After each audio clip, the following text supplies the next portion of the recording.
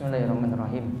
Alhamdulillah, wassalatu wassalamu ala Rasulillah wa ala alihi wa man tabi'ahum bi ihsan ila yaumil. Allahumma inna nas'aluka ilman nafi'a wa rizqan thayyiba wa amalan mutaqabbala. Baik, di sesi ba'da Isya ini kita lanjutkan lagi pembahasan fikih Manhajus Salikin karya Syekh Abdurrahman bin Nasir As-Sa'di. Kita telah masuk di pembahasan thaharah, bersuci. Sekarang pembahasan tayamum yang kali kedua. Pembahasan sebelumnya kita jelaskan tentang tayamum itu pengganti dari air. Sekarang kita lihat sebab boleh tayamum. Kita lihat dulu perkataan dari Syekh Abdurrahman bin Nasir As-Sa'di. Fikih Manhajus Salikin karya Syekh Abdurrahman bin Nasir As-Sa'di, sebab boleh tayamum. Syekh Abdurrahman bin Nasir As-Sa'di rahimahullah berkata, tayamum itu pengganti atau badal dari bersuci dengan air jika ada uzur atau halangan menggunakan air untuk anggota tubuh yang mestinya disucikan atau sebagiannya. Bisa jadi yang pertama karena tidak ada air, atau yang kedua khawatir ada bahaya karena menggunakan air. Baik, disebutkan di sini tayamum itu sebagai badal atau pengganti. Pengganti dari apa? Kalau tidak ada air. Sedangkan kita kalau menggunakan air itu untuk wudu dan juga untuk mandi, yaitu mandi junub yang kemarin kita telah bahas. Berarti tayamum ini bisa menggantikan wudu sekaligus menggantikan mandi. Kalau kita lihat di sini alasannya atau sebab boleh tayamum itu ada dua. Yang pertama karena tidak ada air. Yang kedua, khawatir ada bahaya karena menggunakan air. Kita lihat sebab boleh tayamum. Sebab boleh tayamum. Ada sebab utama yang membolehkan tayamum, yaitu yang pertama tidak mendapati air, yang kedua khawatir menggunakan air. Nah, atau secara lebih lengkap di bawahnya. Secara lebih lengkap, sebab yang dimaksud adalah sebagai berikut. Yang pertama, tidak ada air, yaitu tidak ditemukan atau sumber air begitu jauh. Airnya tidak ditemukan atau sumber air begitu jauh. Kita tidak disuruh menempuh jarak sekian kilo-kilo, enggak. Kita sudah yakin di sini ini tidak ada air di sini, maka langsung beralih kepada tayamum. Dua. Yang kedua, jika memiliki luka atau penyakit dan khawatir menggunakan air. Ada luka, maka nanti gantinya tayamum. Atau khawatir jika nanti lukanya tambah parah, maka nanti menggunakan air. Sebagian ulama itu berpendapat bahwa nantinya tayamum dengan menggunakan air itu dijadikan berbarengan. Yaitu misalnya saat ini bagian sini di gips atau diperban, maka tetap dilakukan berwudu seperti biasa, namun digabungkan nanti dengan tayamum. Ya, digabungkan dengan tayamum.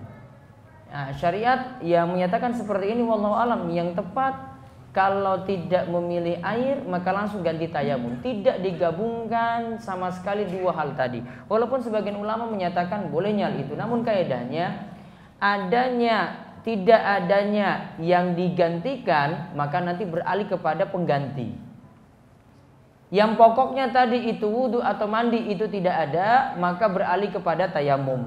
Maka tidak digabungkan antara tayamum dengan wudu atau mandi sekaligus. Jadi ini tidak digabungkan. Terus yang ketiga. Yang ketiga, jika air sangat dingin dan sulit dipanaskan. Wah, kalau sangat dingin sekali bisa memudaratkan, bisa membahayakan, maka ganti tayamum. Terus. Yang keempat, jika air diperlukan untuk minum dan khawatir kehausan. Nah, jika air digunakan untuk minum dan khawatir kehausan. Contoh misalnya kita berada di pesawat terbang. Ada situ pesawat besar, misalnya 500 penumpang di dalamnya. Air ada. Namun kalau semua 500 penumpang itu sholat, risikonya berat sekali. Ya, risikonya berat sekali ketika itu. Maka kalau kondisinya 500 penumpang sholat, kalau 500 penumpang sholat, dan semuanya itu meyakini menggunakan air, maka ini mudaratnya besar sekali. Yang pertama, pesawatnya itu mengalami keguncangan karena semuanya nanti bergerak ketika itu. Yang kedua, air tidak mencukupi, akhirnya jadi masalah juga untuk masalah sumber air yang lainnya. Namun hal ini agak sulit diterapkan dengan kita melihat keadaan saat ini di pesawat. Ternyata walaupun mau pergi umroh sekalipun tidak semua itu mengerjakan sholat. Ya, tidak semua mengerjakan sholat. Kalau nggak percaya, coba lakukan survei sendirilah. Kalau nggak percaya ya, mau dia pulang ke tanah air, subuhnya coba lihat nanti bagaimana. Ada yang terlelap tidur sampai jam 9 pagi.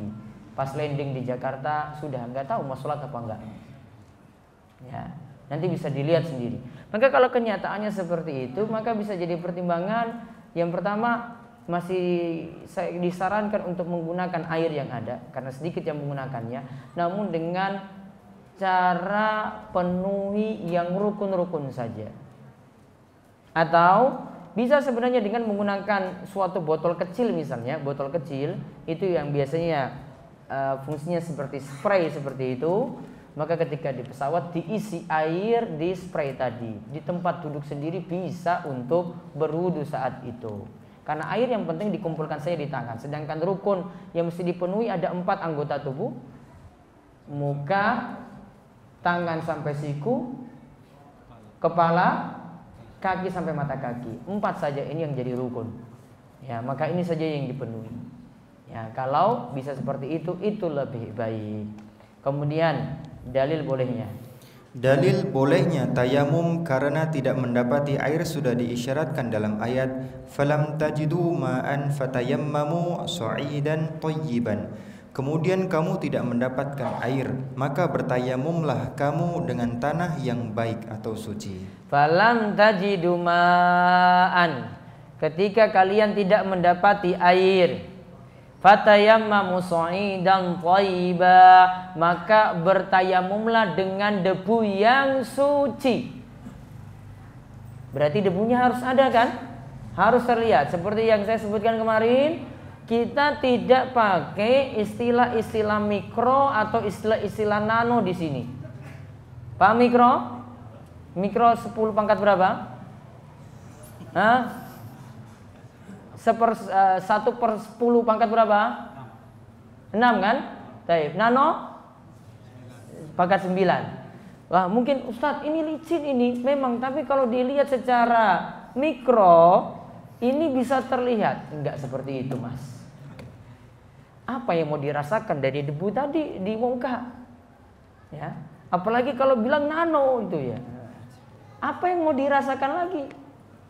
Ya, yang nampak saja. Kita kan nggak pakai Microsoft, mau pakai debu di situ, nggak pakai Microsoft. Sudah langsung ketika itu lihat ini ada debu, berarti digunakan untuk tayamum. Itu namanya su'id dan thayyibah. Keterangan lebih lengkapnya nanti insya Allah tentang su'id itu pembahasan sendiri nanti pada pertemuan pekan depan. Sedangkan dalil bahwa tayamum dibolehkan ketika khawatir menggunakan air akan menimbulkan mudarat atau bahaya dapat dilihat dalam hadis berikut. Langsung artinya saja. Dari Jabir radhiyallahu anhu, ia berkata, kami pernah keluar pada saat safar. Lalu seseorang di antara kami ada yang terkena batu dan kepalanya terluka. Kemudian ia mimpi basah dan bertanya pada temannya, apakah aku mendapati keringanan untuk bertayamum? Mereka menjawab, kami tidak mendapati padamu adanya keringanan, padahal engkau mampu menggunakan air. Orang tersebut kemudian mandi junub. Nah, tadi luka disuruh mandi junub.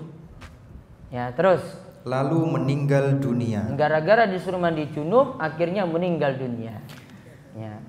Karena tadi temannya bilang, kamu tuh mampu gunakan air, nggak bisa ganti tayamum, kamu tetap mandi. Dalam keadaan junub tadi tetap mandi, mandilah dia, kemudian meninggal dunia. Terus, ketika tiba dan menghadap Nabi Shallallahu Alaihi Wasallam, kami menceritakan kejadian orang yang mati tadi. Beliau lantas bersabda, yang artinya mereka telah membunuhnya, semoga Allah membinasakan mereka. Hendaklah mereka bertanya jika tidak punya ilmu, karena obat dari kebodohan adalah bertanya. Cukup baginya bertayamum dan mengusap lukanya. Baik, lihat, qataluhu qatalahumullah. alla sa'alu idza lam ya'lamu fa inna masyifa'ul ayyi as-su'alu inna kana yakfi ayatayammama wa ya'sir. Kata Nabi sallallahu alaihi wasallam, mereka telah membunuhnya. Semoga Allah membinasakan mereka. Hendaklah mereka bertanya. Jika tidak punya ilmu, jangan suruh orang itu mandi, padahal itu masih ada keringanan baginya untuk tayamum. Hendaklah mereka bertanya jika tidak punya ilmu, karena obat dari bodoh tidak tahu itu adalah bertanya. Syifaul ayyi as-su'al. Obat dari bodoh itu adalah banyak bertanya. Ada yang punya ilmu tanya itu. Kalau dia tanya pasti nanti dapat jawaban yang benar. Maka kemudian Nabi SAW katakan, sebenarnya cukup baginya tayamum saja dan mengusap lukanya tadi. Dan di sini tidak perlu dia itu mandi. Berarti ini keadaan yang menunjukkan bolehnya tayamum kalau khawatir menggunakan air, ada mudarat, ada bahaya, lukanya tidak sembuh-sembuh, lukanya itu tambah parah, atau tadi sampai meninggal dunia. Maka ini keadaan yang kedua yang menunjukkan tayamum itu sebagai pengganti air. Sebab bolehnya tayamum dua, berarti yang pertama tidak ada air, yang kedua khawatir mudarat ketika menggunakan air. Sekarang kita masuk tanya jawab.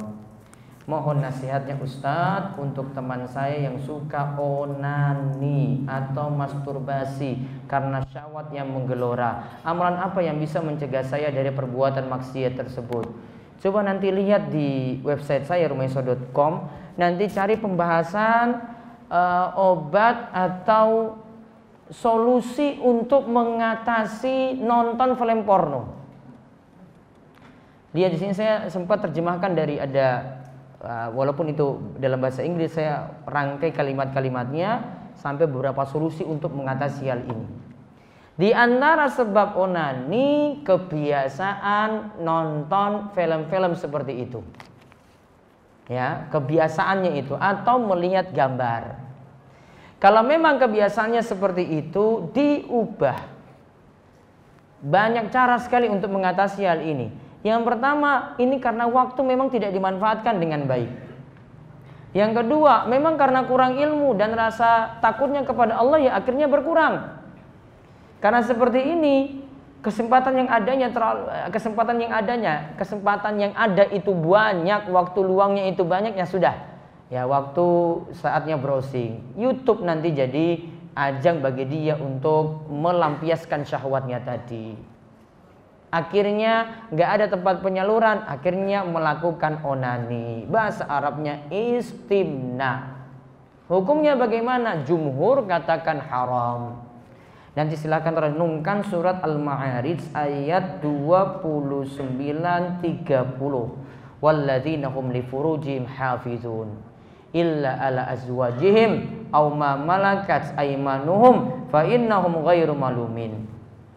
Dan mereka ini yang menjaga benar-benar kemaluan mereka, kecuali kepada istri-istri mereka. Tempat penyalurannya pada istri, atau kepada budak atau hamba saya yang mereka miliki. Fa innahum ghairu malumin, maka itu tidak tercela. Dilanjutkan ayat 31, faman ibtagha wara'a dzalika faulaika humul adun. Siapa yang cari-cari jalan selain itu, dia telah melampaui batas. Kata para ulama, di antara bentuk melampaui batasnya di sini adalah bukan pada istri dia salurkan, bukan pada hamba sayanya dia salurkan, namun melakukan onani seperti yang ditanyakan tadi. Maka solusinya tobat. Sibukkan waktu dengan hal yang manfaat. Banyak ikut pengajian, gali ilmu terus. Rasa takut muncul, nantinya dia tidak melakukan seperti itu lagi. Tambah harus didukung dengan lingkungan yang baik. Kalau tidak didukung dengan lingkungan yang baik pula, tidak ada yang menasihatinya ketika dia itu keliru. Wallahu a'lam. Kapan kalau waktu terbaik dalam membaca dan menghafalkan Al-Quran? subuh itu waktu yang terbaik. Ya, subuh itu yang terbaik untuk thalabul ilmi, waktu terbaik itu untuk menghafalkan Al-Qur'an. Saya dengar akidah Asy'ariyah itu bukan akidah Ahlussunnah wal Jamaah. Kenapa? Karena menyelisihi dalam beberapa poin akidahnya, menyelisihi akidah Ahlussunnah wal Jamaah. Di antaranya beberapa sifat tidak mau ditetapkan, cuma mau menetapkan sifat 20. Apa sifat 20? Wujud, qidam, baqa, mukhalafatul hawaditsi dan seterusnya.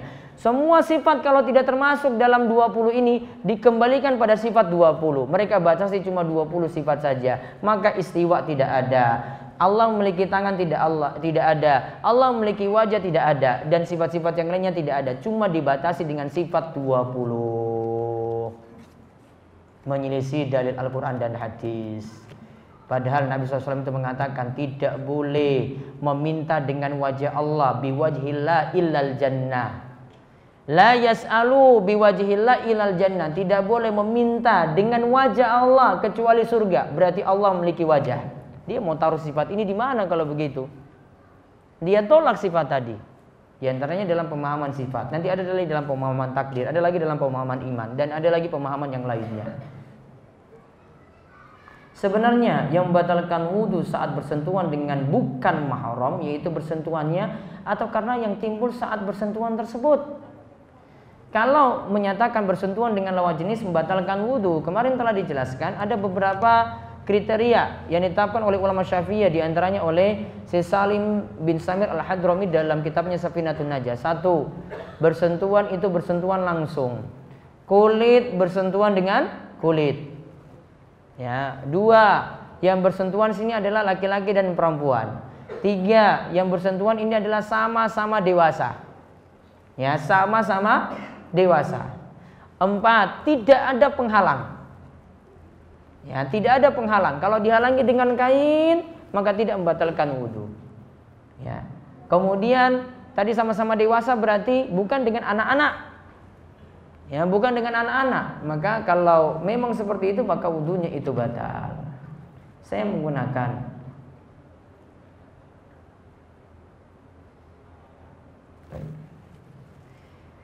ada sepupu yang difabel dari lahir, gagap atau gagu dalam berbicara. Dia tidak tahu sama sekali bacaan sholat hingga saat ini.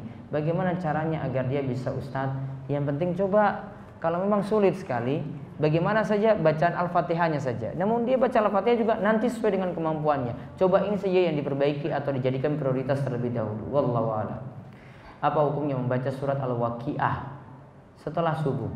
Karena memiliki keyakinan bahwa akan dibukakan pintu rezeki. Wallahu a'lam, sampai saat ini saya belum mengetahui dalilnya. Ada di buku saya pembuka pintu rezeki, ada sekitar 6 poin atau tambahan lebih daripada itu. Namun saya tidak cantumkan tadi membaca surat Al-Waqiah.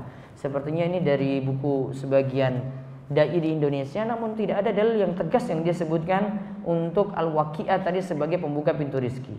Karena butuh dalil.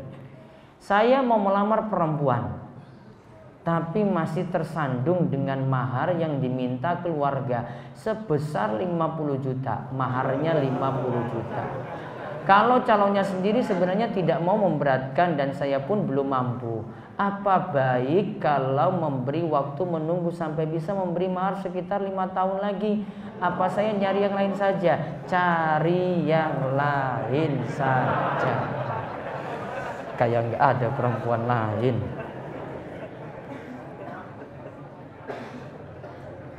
Saya bekerja di sebuah perusahaan. Sebelum bekerja kami dipimpin berdoa secara bergiliran. Ada yang muslim dan ada non muslim. Ketika giliran non muslim yang memimpin, dia tidak bicara dengan mari berdoa dengan agama dan kepercayaan masing-masing, tapi dia langsung pimpin doa. Seperti memimpin doa di gereja. Bapak Roh Kudus dan lainnya seperti itu. Doa itu dikeraskan dan terdengar jelas, seolah-olah kami yang awam agama bisa saja mengikuti doa tersebut, dan ada juga ikut mengaminkan padahal dia itu muslim juga mengaminkan. Apa ini termasuk kristenisasi? Bisa saja. Islam akhirnya kalah ketika itu karena Islamnya tidak mau ngotot dengan pendapatnya, namun ketika yang lainnya berani, maka mereka mengikuti pendapat yang lainnya seperti itu. Yang benar intinya masalah harus memulainya apakah harus dengan doa bersama. Juga dalam Islam tidak diajarkan doa tertentu untuk mulai kerja seperti ini. Ya, mungkin nasihat yang lebih bagus, kita sebelum memulai pekerjaan seperti ini mungkin ganti ritual doa tadi mungkin dengan tausiah singkat saja. Motivasi supaya kerja dengan baik, supaya jujur dalam kerja, supaya amanat dalam kerja. Ya, setelah itu nanti yang pembicara mau doakan kebaikan, nah, terserah setelah itu. Namun tidak dijadikan kebiasaan ada doa-doa, mimpin doa sebelum memulai pekerjaan tadi. Mungkin nasihat tadi lebih bermanfaat, dan itu bisa mungkin dengan membacakan 1 hadis, 2 hadis, seperti itu lebih bermanfaat. Niatannya bukan tilawah, namun niatannya untuk memulai mandi. Tadi masih dibolehkan. Benarkah jika kita maksiat tatkala sendiri akan menghapus seluruh amalan? Yang jelas orang yang bermaksiat itu seperti keadaan orang munafik, yaitu sembunyi-sembunyi. Ya, seakan-akan di luar dari itu dia itu soleh, dia itu masya Allah baiknya, dia itu masya Allah semangat ngajinya, ya, dia itu tunjukkan. Namun ketika jauh dari halayak ramai, jauh dari orang banyak dia bermaksiat, yang jelas itu bahaya sekali. Maksiatnya itu lebih berbahaya daripada orang yang terang-terangan dalam bermaksiat. Ada hadis yang membicarakan ini secara khusus. Bagaimana hukumnya menggunakan buku yang ada gambar makhluknya dalam mendidik anak? Karena zaman sekarang banyak buku anak-anak bergambar makhluk yang tersebar di toko-toko buku, baik yang bertema umum maupun agama. Kalau mau cari yang tidak gambar muka secara utuh, itu lebih baik. Namun kalau tidak ada seperti itu, ini hanya sebatas untuk mendidik saja. Yang jelas gambarnya baiknya tidak dipajang seperti layaknya foto itu dipajang. Itu yang lebih aman untuk hal ini. Kenapa? Kenapa ya saya tidak dapat konsentrasi saat kuliah? Hanya sedikit yang dapat saya pahami. Tapi ketika ikut kajian saya lebih paham. Adakah amalan-amalan untuk memudahkan dalam memahami pelajaran dan dikuatkan ingatan? Kalau ngaji malah kuat, namun kalau kuliah nggak bisa konsen di sini. Kira-kira gara-gara apa ini masalahnya? Coba berusaha fokus lagi dengan baik. Dua-duanya itu bisa fokus dengan baik. Artinya ngaji berusaha fokus. Kemudian ketika kuliah banyak minta tolong pada Allah. Misal dengan doa, Ya Hayyu Ya Qayyum birahmatika astaghits wa aslih li sya'ni kullahu wa la takilni ila nafsi tarfata ainin abadan. Ini doa supaya dimudahkan dalam urusan juga. Atau doa, Allahumma la sahla illa ma ja'altahu sahla wa anta taj'alul hazna idza syi'ta sahla. Sebagian dari masyarakat kita berzikir dengan menggeleng-gelengkan kepala. Apakah ini termasuk perbuatan bid'ah? Terjawab nggak tadi? Ya, terjawab atau tidak? Itu kelakuannya orang sufi yang jauh dari tuntunan Nabi. Saya ingin bertanya mengenai zakat mata uang. Apakah suatu organisasi atau badan usaha yang memiliki saldo dana yang nisabnya selama lebih dari 1 tahun, sudah mencapai nisab, di atas nisab selama lebih dari 1 tahun, juga diwajibkan membayar zakat sebagaimana diwajibkan untuk 1 orang. Organisasi ini dilihat siapa yang memiliki harta tersebut. Kalau ini misalnya suatu perusahaan, ada manajernya yang punya situ, atau ada beberapa orang yang memiliki dana tadi, maka nanti masing-masing orang dengan bagian-bagiannya nanti akan keluarkan zakat. Namun kalau ini kepemilikan bersama namanya, ya, kepemilikan bersama, maka nanti baiknya itu dilihat ini si A ini jatahnya berapa, si B ini berapa. Kalau itu masih jadi milik bersama, maka tidak dikenakan zakat. Wallahu a'lam. Saya sedang ta'aruf dengan seseorang. Apa lagi ini? Kami berdua sama-sama istikharah dan sama-sama yakin.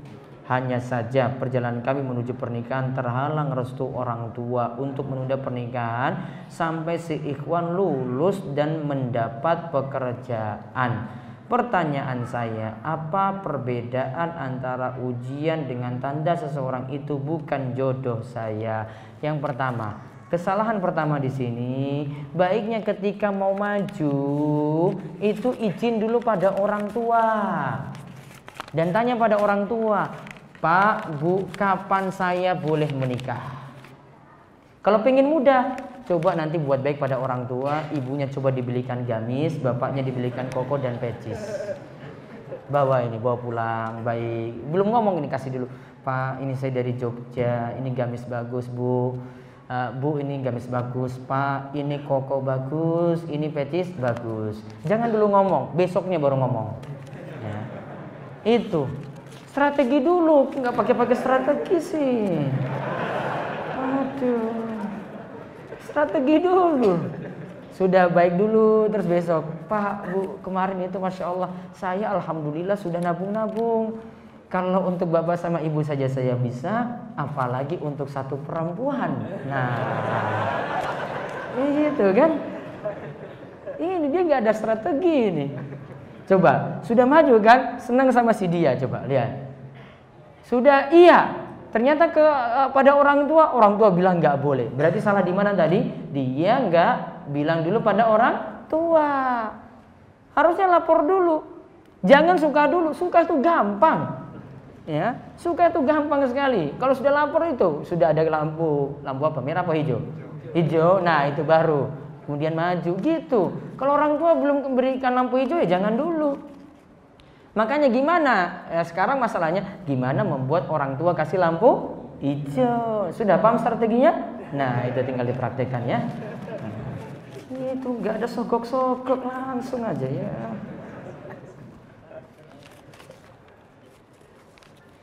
Apa definisi mati dalam keadaan Islam dan syarat-syaratnya? Dia mati dalam keadaan Islam berarti menjalankan syariat Islam, terutama yang pokok yaitu bertauhid. Mati dalam keadaan Islam, mati tidak melakukan pembatal Islam. Bila kita bermasalah dengan saudara kita berusaha meminta maaf, tapi beliau tetap mendiamkan kita. Apa yang harus kita lakukan? Minta maaf.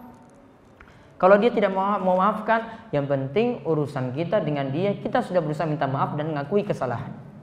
Masalah dia tidak memaafkan, urusan dia dengan Allah Subhanahu wa ta'ala. Bagaimana sikap kita melihat tukang bangunan yang merenovasi masjid tapi tidak ikut sholat berjamaah? Yang pertama, dia bangun masjid jadi tidak berkah.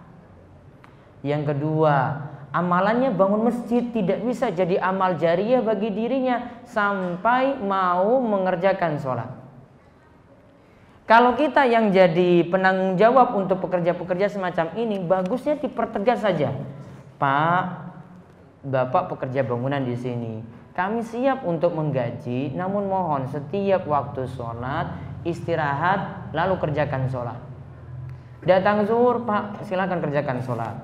Waktu asar, Pak, berhenti dulu kerjakan sholat. Kalau asar misalnya berarti ada waktu istirahat lagi, mungkin nanti waktu pulangnya diundur saja. Jadi dia punya 2 kali waktu istirahat seperti ini. Jadi nanti mungkin sekitar 4:30 dia itu pulang. Biasanya tukang bangunan jam 4. Maka tambah lagi setengah jam, pulangnya jam 4:30. Beritahu seperti itu biar ya sekaligus mendidik dia untuk sholat. Jadi tidak dibiarkan. Termasuk juga kalau ada yang punya perusahaan, punya toko, punya warung, mungkin punya pekerja di situ, ajarkan seperti tadi, biar usahanya berkah. Ya, karena al-malu sholeh li rajulis sholeh. Kata Nabi SAW, harta yang baik kalau dikelola oleh orang-orang yang soleh. Maka kalau dia orang soleh memperhatikan sholat, kita juga punya usaha yang berkah. Masjid juga jadi penuh berkah. Dia sendiri yang kerja juga akan penuh berkah di dalamnya. Jadi seperti itu. Jadi disarankan saja beri ketegasan. Kita mau lanjut dengan bapak kerja asalkan mau memperhatikan sholat. Saya dikirimi broadcast mengenai seminar dan pengobatan ruqyah syar'iyah, ruqyah bersama. Apakah ini saya termasuk orang yang meminta di ruqyah? Apakah boleh melewati orang yang sedang duduk dengan cara agak menunduk dan menjulurkan tangan ke bawah? Termasuk hal berlebihan atau tidak? Kalau yang kedua saya nanti berikan fatwa sendiri. Saya bacakan fatwanya nanti di kesempatan yang lainnya. Kalau yang pertama, dicek dulu praktek ruqyahnya seperti apa. Kalau praktek ruqyahnya sudah aneh-aneh, mendingan nggak perlu ikut. Contoh aneh-aneh di sini. Biar hujan nggak turun, dia mau meruqyah langit. Karena pernah terjadi ketika demo besar-besaran itu, hujan biar tidak turun, mereka itu meruqyah langit. Saya bilang ini luar biasa, ini mau nantang Allah ini berarti. Enggak boleh mengada-ngada di sini. Juga kalau melakukan amalan-amalan yang aneh, ya, amalan-amalan yang aneh yang kita lihat kok seperti itu jadinya, kita sudah nganggap ini sudah nggak logis lagi. Ya, kita nganggap ini sudah nggak logis lagi, maka baiknya juga tidak diikuti. Kadang kita mesti mempertimbangkan dengan logika kita, kok kayak begitu. Dan ada pertimbangan dengan logika kita, sudah menilai ini sudah aneh, ya sudah, mendingan undur dulu. Sebenarnya ruqyah itu sederhana saja dengan bacaan sederhana. Pengaruhnya itu dari orang yang meruqyah dengan yang diruqyah. Kalau yang meruqyah yakin, terus yang diruqyah juga yakin, maka nanti punya pengaruh besar. Adapun tadi tentang masalah minta ruqyah, asalnya masih boleh, cuma harus tawakalnya penuh kepada Allah Subhanahu wa taala. Kalau tawakalnya kurang, dikhawatirkan tidak masuk dalam 70.000 orang yang masuk surga tanpa hisab, tanpa siksa. Saya seorang akhwat yang sedang berproses memperbaiki keimanan saya. Pertanyaan saya, apa hukum pergi berdua dengan seorang perempuan, baik itu perempuan kafir maupun perempuan yang beragama Islam? Jika setahu saya pergi selain bukan dengan mahram, bagi perempuan itu tidak diizinkan. Yang di sini harus dengan mahram ketika safar. Namun ketika sudah di sini dia menetap di sini, lalu pergi kemana begitu? Kalau tidak ditemani oleh mahramnya, yang penting dengan orang-orang yang bisa menjaga dirinya, seperti dengan sama perempuan-perempuan yang baik juga masih dibolehkan. Yang dilarang pergi sendirian tanpa mahram saat safar.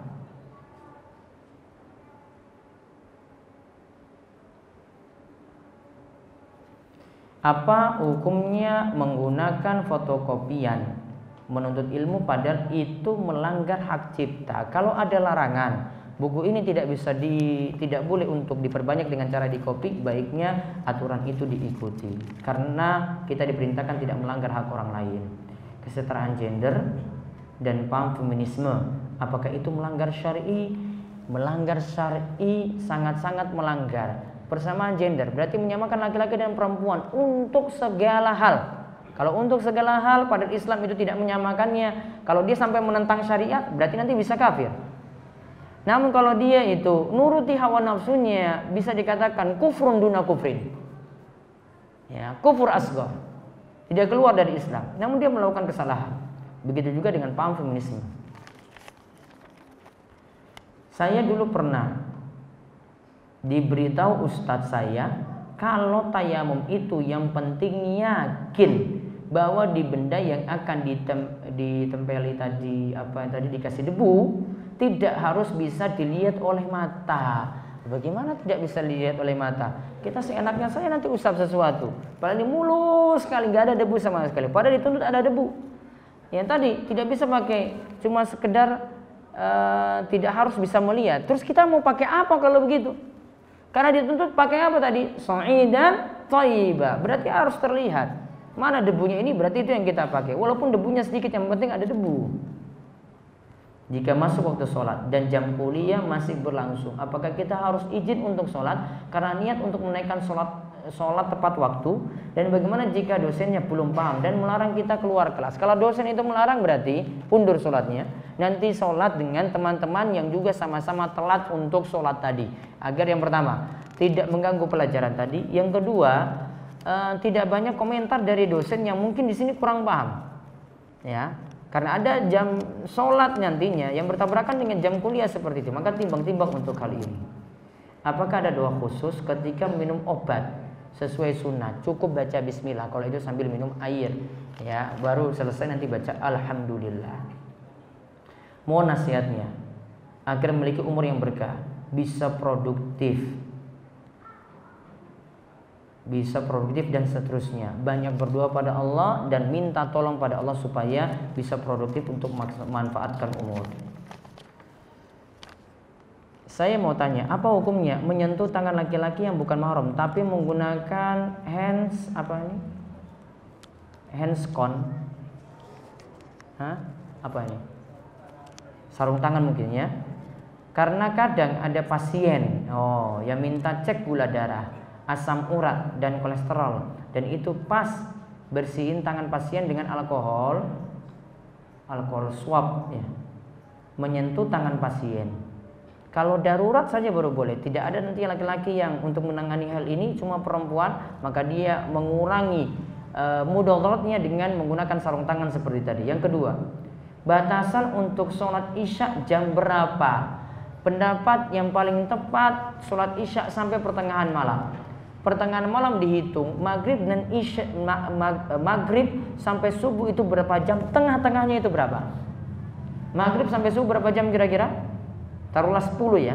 Tengah-tengahnya berarti 5. Berarti sekitar jam 11 malam itu sholat isya itu berakhir. Bagaimana hukum memajang foto manusia atau hewan yang siluet ya, siluet di dinding. Pokoknya kalau itu nampak manusia atau nampak itu hewan jelas, baiknya tidak dipajang. Jibril mengatakan pada Nabi SAW, kami para malaikat sulit masuk dalam rumah yang terdapat anjing dan terdapat gambar. Yang terdapat anjing dan terdapat gambar yang dipajang.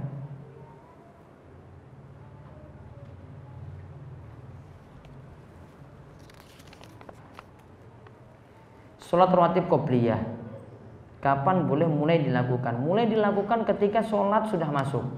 Sholat rawatib ba'diyah, kapan akhirnya? Sampai waktu sholat berakhir. Misalnya zuhur, berakhirnya itu nyambung dengan asar, berarti ba'diyah zuhur itu nanti sampai mendekati sholat asar. Yang sudah terbiasa jika mendengar suara petir langsung refleks ucapkan la haula wala quwata illa billah. Apakah ini keliru? Kalau bacaan yang sesuai tuntunan, subhanalladzi yusabbihu ra'du bihamdihi wal malaikatu min khifati. Itu yang sesuai tuntunan. Ada keluarga saya yang berpaham zat Allah di mana-mana. Bagaimana cara memboikotnya? Beliau sudah dinasihati baik-baik. Enggak diboikot, dinasehati. Ya, sampai bisa paham. Punya alasan ini, sampaikan lagi hujah yang lainnya. Punya alasan ini, sampaikan lagi argumen yang lainnya. Seperti itu. Kapankah kalimat la haula wala quwata illa billah maksudnya dibaca mungkin ya? Kalau dibaca bisa nanti jadi bacaan rutin ba'da sholat. Ada bacaan zikir di situ. La ilallah wahdahu la syarikalah lahul mulku wa lahul hamdu wa huwa ala kulli syai'in qadir. La haula wala quwata illa billah. La ilallah wa la na'budu illa iya lahu ni'ma wa lahul fadlu wa lahu sana'ul hasan. La ilallah mukhlishina lahu din wa lahu karihal kafirun. Ada bacaan la haula wala quwata illa billah ba'da sholat. Bagaimana tayamum dengan bedak tabur? Nah, ini pembahasannya nanti. Debu apa yang digunakan? Syaratnya di sini kalau kita pakai pengertian segala sesuatu yang ada di permukaan bumi itu yang nanti dipakai untuk tayamum, berarti bedak nggak boleh. Karena bedak bukan sesuatu yang ada di permukaan bumi. Ya, bedak nggak boleh. Kalau bedak boleh itu enak sekali. Ya. Karena harus dengan debu. Ya. Dan orang kayak nggak ada susah apa-apa begitu. Tayamum, wah bedakan saja gitu, tek tangan wah, selesai. Ya. Karena kalau dengan debu, tahu susahnya. Oh, pakai debu ya, saya kok sulit sekali gitu menggunakan. Nah itu syariat ini mau tuntut kita, kamu bisa nggak tundukkan hawa nafsumu demi dengan melakukan ini? Maka dia timbang-timbang, yang nggak biasa nyentuh debu, wah ini gimana saya pakai ini. Nah ada pertimbangan seperti itu. Maka pakai bedak ini tidak termasuk dalam definisi sahih yang nanti akan kita bahas insyaallah pertemuan berikutnya. Saya seorang mahasiswa, saya pernah ada kegiatan kampus yang harus melakukan perjalanan dengan minibus dengan teman-teman. Saat di perjalanan masuk waktu zuhur, kami mampir di sebuah musola yang tempat wudhunya terbuka dan toiletnya kurang bersih atau kurang layak. Saya terakhir sholat duha jam 9 dan masih menjaga wudhu saya. Apakah saya bisa sholat zuhur tanpa harus wudhu lagi? Ya. Kalau masih ada wudhu, yakin wudhunya belum batal, maka boleh pakai wudhu jam 9 tadi. Bagaimana jika berzikir dengan menggoyang-goyangkan badan seperti tangan, kepala, atau bahkan lompat-lompat? Apakah seperti ini dinamakan tasawuf? Iya. Tidak dicontohkan oleh Nabi SAW, cuma kalangan sufi yang mengamalkan itu dan tidak diamalkan oleh Rasul dan para sahabat. Jika saya ingin berpuasa lebih rutin agar mampu menjaga iman dengan puasa Daud, apakah lebih baik dari puasa Senin Kamis? Jelas, karena puasanya lebih banyak. Imam Suyuti mengatakan, maka aksaru fi'lan kana aksaru fadlan. Aktivitasnya lebih banyak, tentu pahalanya nanti lebih besar. Maka kalau puasa Daud, aktivitas puasanya lebih banyak daripada Senin Kamis, tentu pahalanya nantinya lebih besar. Di desa teman saya ada yang berutang, tetapi yang berutang sendiri yang menawari untuk memberikan bunga sebagai bentuk terima kasih dan agar yang diutangi mau. Yang mau apa tadi? Yang berutang sendiri, berarti yang mau pinjam uang ini nawarkan, saya akan kembalikan lebih. Adanya tawaran dari dia tidak menghalalkan bentuk riba di situ. Wallahu a'lam. Saya merasa setelah menikah selalu ada saja ujian-ujian yang beratnya, Masya Allah. Bagaimana sikap saya? Saya takut tidak mampu menghadapi sehingga mempengaruhi sikap saya untuk menjadi wanita soleha dan istri soleha. Mas-mas dan mbak-mbak sekalian, perlu dipahami bahwasanya ketika orang itu menikah, maka dia akan berusaha belajar menyatukan dua orang, memahami dua orang yang sama sekali belum bisa memahami satu sama lainnya, dan itu kadang butuh waktu. Apalagi dia tidak tempuh jalan pacaran. Ta'aruf sudah langsung kenal, tahu karakter ini baik, tahu karakter ini baik, namun tidak secara detail itu diketahui. Yang ini tidurnya ngorok, kan gak diberitahu kan pas ta'aruf, iya kan? Yang ini harus nahan, ini tidurnya ngorok, ini gimana? Yang ini ketika kebiasaan keseharian, kok ini kemarin-kemarin tuh kayaknya itu rajin sekali, kok ketika jadi suami malasnya bukan main. Sehingga harus butuh penyesuaian, dan nanti satu dan yang lainnya harus saling memahami.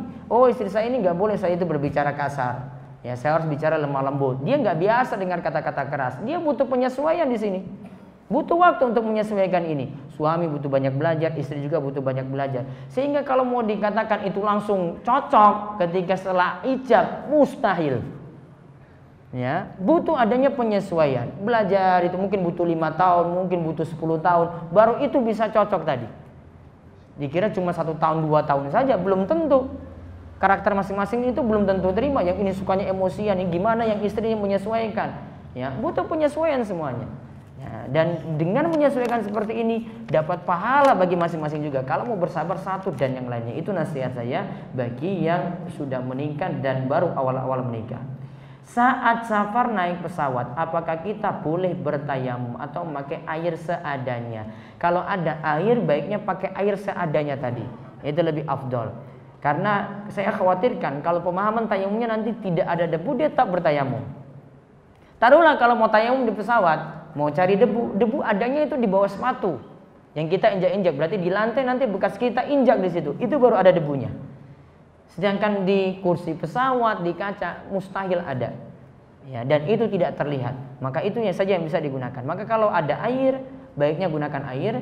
Selalu sediakan tadi, misalnya ada botol spray yang kecil, itu digunakanlah untuk perjalanan sehingga bisa berwudu dengan mudah. Ada jarak batasan dalam mencari air.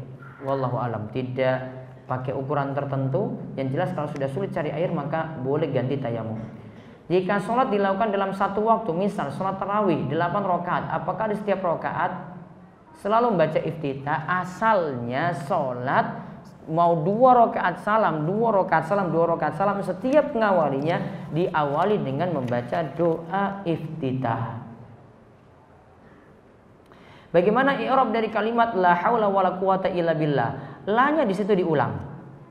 Ya, la-nya itu di situ diulang. Nanti pembahasannya isim la itu mabni. Dan ini masalahnya la-nya di sini ulang punya hukum yang berbeda dengan hal ini. Dengan kebiasaan la-nya kalau cuma satu, bisa jadi di sini tidak termasuk dalam la yang maknanya itu adalah yufidul umum atau la nafiyatul lil jins.